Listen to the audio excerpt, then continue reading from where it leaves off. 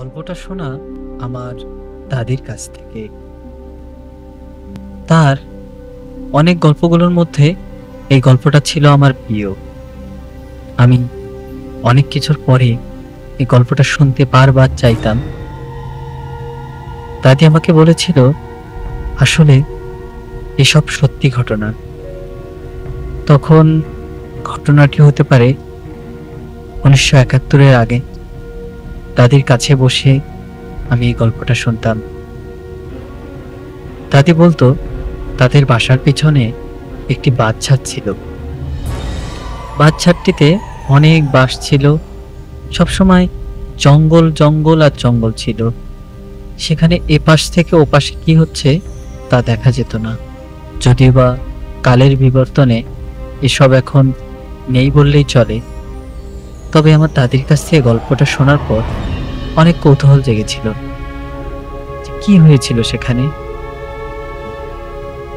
গল্পটি বলছি, একজন ভাই আমাকে ইমেল করেছিল। তার বাড়ি সম্ভবত নড়াইল। সেখান থেকে গল্পটি আমাকে পাঠিয়েছে।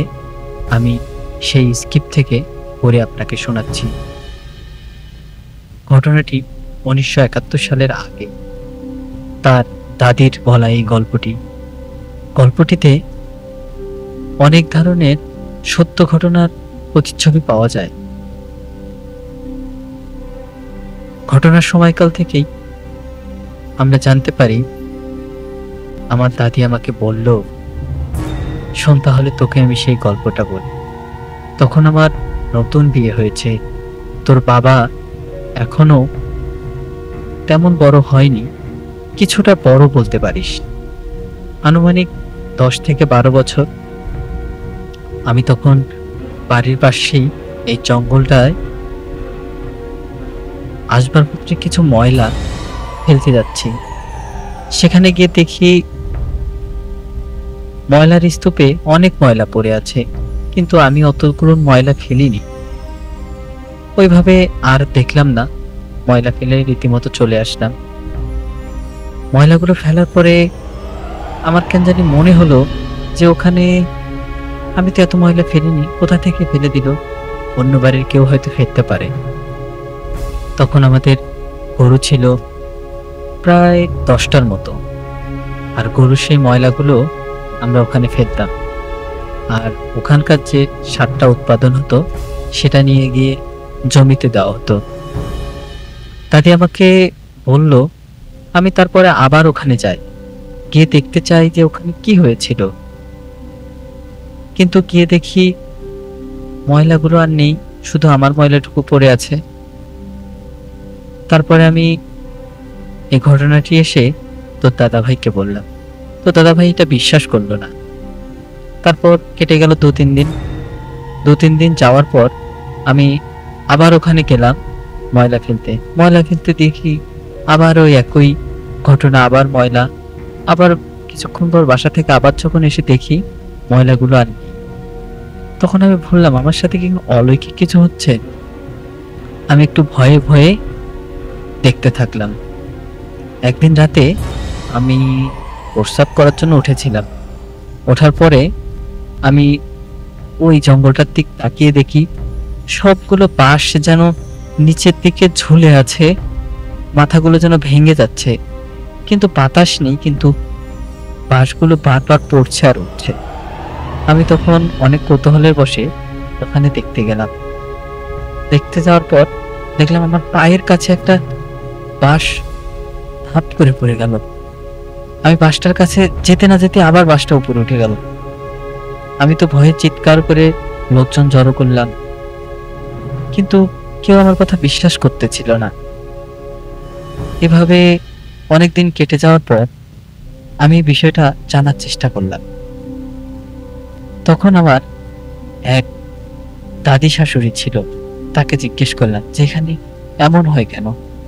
সে বলল, কতদিন থেকে দেখো তুমি এসব? আমি বললাম যে আমি অনেকদিন থেকে দেখি, ময়লা ফেলে রেখে আসি, সেখানে ময়লা বেশি দেখি আবার কম দেখি, এরকম। সে বলল, ঘাবড়ানোর কিছু নেই, এখানে একজন জিন থাকে। আমি বললাম, জিন আমাদের বাসার সাথে থাকে? হ্যাঁ, তোমার কোনো সে ক্ষতি করবে না, তবে যে কোনো শরীর এখানে আসবে না। তাহলে আসলে তাদের অপবিত্র হয়, জায়গাটা অপবিত্র হলে তখন তারা অত্যাচার শুরু করে। আমার দাদি অনেকটা মৃদু স্বরে বলল, আমার কি তাহলে শরীর অপবিত্র ছিল? সে বলল, হ্যাঁ, তোমার শরীর অপবিত্র ছিল, যার কারণে সে তোমাকে বাধা দেওয়ার চেষ্টা করছে, তুমি বোঝো না। এরপরে একদিন সেই বাচ্চার দিকে তাকায় দেখি এত বড় একটা লম্বা মানুষ, যেন এক পা বাঁশের মাথায় আর এক পা সেই চৌথ আসমানের উপরে, পুরো শরীর সাদা সাদা সাদা, কিছুটা অপায়ব বোঝা যাচ্ছে তার মুখের আকৃতি, কিন্তু পা গুলো যেন বাঁশের সাথে মিশে গেছে। দেখে একটু গা ঝিমঝিম করে উঠল। আমি ভয় পেলাম না, কিন্তু তাকিয়ে থাকলাম। তাকিয়ে থাকার পরে আমি এসবকে পাত্তা না দিয়ে বাসায় চলে গেলাম। ঘরের ভিতর শুয়ে আমি এখন সেই রাতের স্বপ্ন দেখতেছি, কেউ যেন তোর বাবাকে এসে মেরে ফেলছে। বলছে, আবার এখানে গেছিস কেন? আমার এখানে যাবি না আর কখনো, তাহলে তোর ছেলেকে খাবো। ছেলেকে খাওয়ার কথা শুনে অনেকটা চিৎকার করে উঠলাম। স্বপ্নটা ভেঙে গেল। তারপর আমি আবার ওই বাঁশের ঝাড়ে গেলাম, পাশাপাশি ঘুরতেছি ওখানে তোর দাদাকে সাথে নিয়ে, কিন্তু সেখানে তেমন ভয় পাওয়ার মতো কিছু দেখলাম না। এরপরে অনেকদিন কেটে যাওয়ার পর একদিন আমার রাস্তা দিয়ে যাচ্ছে একটা লোক, তাকে যেন হঠাৎ কেউ ধাক্কা দিয়ে ফেলে দিল। এই লোকটা এই কথাটা আমাকে এসে বলল। আমি তাকে বললাম, হয়তোবা আপনার মাথা ঘুরে উঠছিল, যার কারণে আপনি ওখান থেকে পড়ে গেছেন, আসলে তেমন কিছু এখানে হয়নি। কিন্তু কথাটা শোনার পর আমার ভিতরে যেন একটা খটকা কাজ করলো। আমি তারপরে ওখানে গেলাম, গিয়ে দেখলাম যে সবকিছুই স্বাভাবিক। মানুষটা পড়ে গেছে, সে জায়গাটা দেখা যাচ্ছে ময়লার স্তূপের কাছেই পড়ে গেছে, তো যার কারণে ওখানকার যে মাটিগুলো পড়ে আছে, মাটিগুলোতে বোঝা যাচ্ছে এখানে কেউ পড়ে গেছিল। তারপর আমি এই বিষয়টা তোমার দাদাকে জানালাম। তো দাদাকে জানানোর পর তোর দাদা ভাই এই জিনিসটা অতটা গুরুত্ব সহকারে দেখছে না। তারপর আমি শুনতে চাইলাম যে এই ঘটনাটা কি। তখন তোর দাদা বলল, অনেক আগে এখানে একটা মানুষ মারা গিয়েছিল। মারা যাওয়ার পর থেকে তখন থেকে এখানে এইসব জিনিস দেখা যায়, কিন্তু ভয় পাবার কিছু নেই, সে কোনো ক্ষতি করে না। আমাকে শোনার পর অনেকটা ভয় ভয় লাগলো। ভয় ভয় লাগার পরেও আমি আসলে ওর পাশেই দাঁড়িয়েছিলাম অনেকক্ষণ।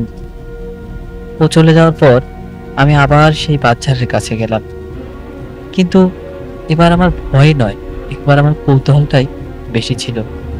কৌতূহল থেকে আমি বারবার জানতে চাইলাম কি এমন ঘটনা ঘটেছিল এখানে। তারপর আমার সেই দাদি শাশুড়ির কাছে গেলাম। তখন সে বলল, অনেক আগের কথা, একটা মেয়ে মানুষের অনেক অনেক অনেক অত্যাচার করতো তার স্বামীর অত্যাচার সহ্য করতে না পেরে মেয়েটা একদিন এই বাচ্চাদের একটি গাছের সাথে গলায় রশি দিয়ে মৃত্যু কোলে ঢলে পড়ে। তারপরে সেখান থেকে এই জায়গাতে এরকম কিছু দেখা যায়, ভয় পায় অনেকে, এসে আবার অনেক কিছু দেখে। তবে আমরা জানি মানুষের আত্মা যদি নাও থাকে, এখানে কিছু জিন আছে, জিনগুলো তোমার ক্ষতি করবে না, কিন্তু তাদের কোনো অবস্থানে যদি তুমি বাধা দাও তাহলে তোমার ক্ষতি করবে। আমার দাদি বলল, আমি অনেকটা ভয় পেয়েছিলাম সেদিন, কিন্তু ভয় পাওয়াটাকে শক্ত মনে চেপে ধরে আমি এই রহস্যটা দেখতে চাইলাম। একদিন রাতে তোমার দাদা কিছু ছোট ছোট মাছ এনেছিল। সে মাছগুলো কাটতে গিয়ে আমি কাটি আর ওই বাচ্চাদের দিকে তাকাই। তাকাতে তাকাতে তাকাতে তাকাতে একটা সময় হঠাৎ করে দেখলাম কি যেন একটা সামনে চলে গেল। হয়ে তো আমি জড়সড় হয়ে গেলাম। তারপরে ওইদিকে তাকিয়ে থাকলাম, দেখলাম কিছুই নেই। আবার কিছুক্ষণ পরে আবার একটা সাদা কাপড় যেন সামন দিয়ে চলে গেল। আমি হালকা হালকা ভয় পেলাম। আসলে কি হচ্ছে এখানে? তারপরে আমি ওখান থেকে উঠে একটু হারিকেনের লাইট দিয়ে ধীরে ধীরে ধীরে ধীরে ওই জঙ্গলের দিকে যেতে থাকলাম। যাওয়ার সাথে সাথেই কেউ যেন একটা অদৃশ্য শক্তি আমাকে বাঁশ দিয়ে চাপা দিয়ে ফেলে দিল। আমি নিচে পড়ে গেলাম, মাটিতে লুটিয়ে গেলাম। ভয় পেলাম কি হবে এখন। তারপরে একটা একটা বাঁশ আমার পায়ের কাছে, হাতের কাছে যেন আমাকে আটকে ধরতেছে। আমি অনেক কষ্টের পর দোয়া কালাম পড়তে পড়তে পড়তে পড়তে বাঁশগুলো একসময় উপরে উঠে গেল। আমি চলে আসলাম। আসার সাথে সাথে দেখি আমার মাঝখাটার ওইখানে একটা বিড়াল আমার দিক তাকিয়ে আছে।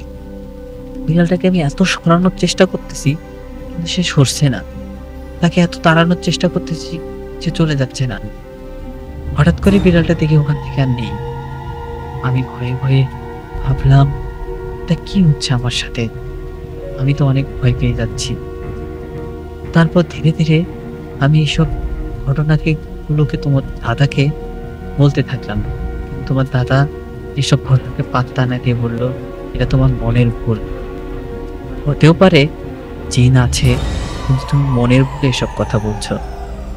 আমি তাকে বারবার বোঝানোর চেষ্টা করলাম, তারপরেও ব্যর্থ হয়ে গেলাম। এমতো সময় সেদিন আমার অনেক জ্বর আসলো।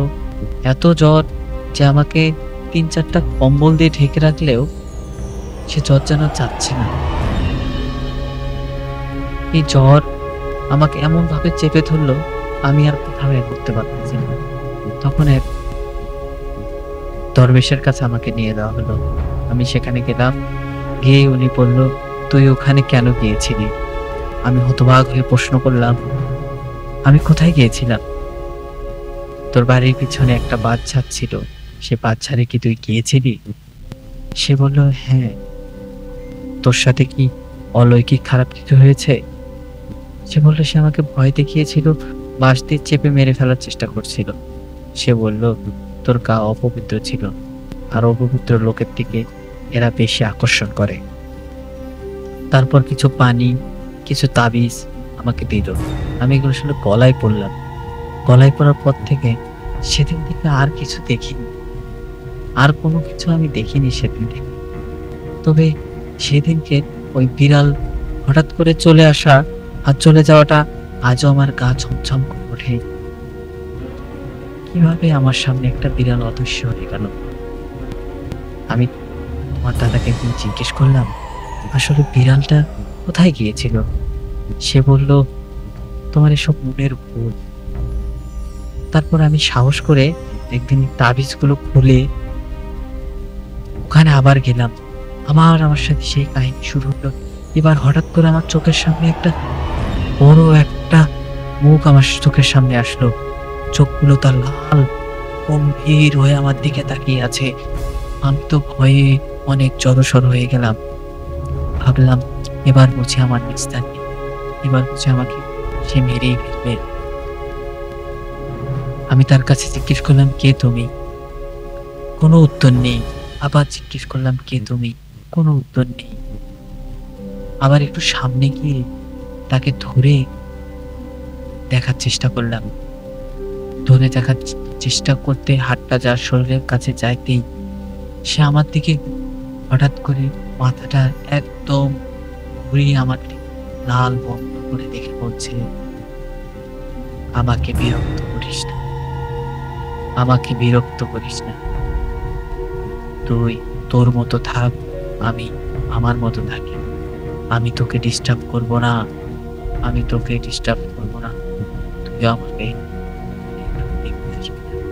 এতে তোরই ক্ষতি হবে, তোর সন্তানের ক্ষতি হবে। তারপর দৌড়ে আমি বাসায় চলে আসলাম। আসার পর দেখি তোর বাবা অনেক অসুস্থ।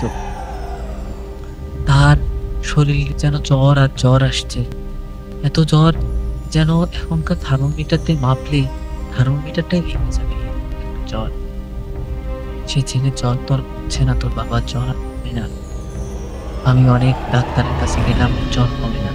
আবার সে দরবেশের কাছে গেলাম। দরবেশের কাছে যাওয়ার পর সে আমার অনেক রাগ হয়ে বলল, কেন গিয়েছিল ওইখানে? ওদেরকে কেন বিরক্ত করেছিলি? আমি বললাম, আমার ভুল হয়েছে, আমি কখনো এসব করবো না।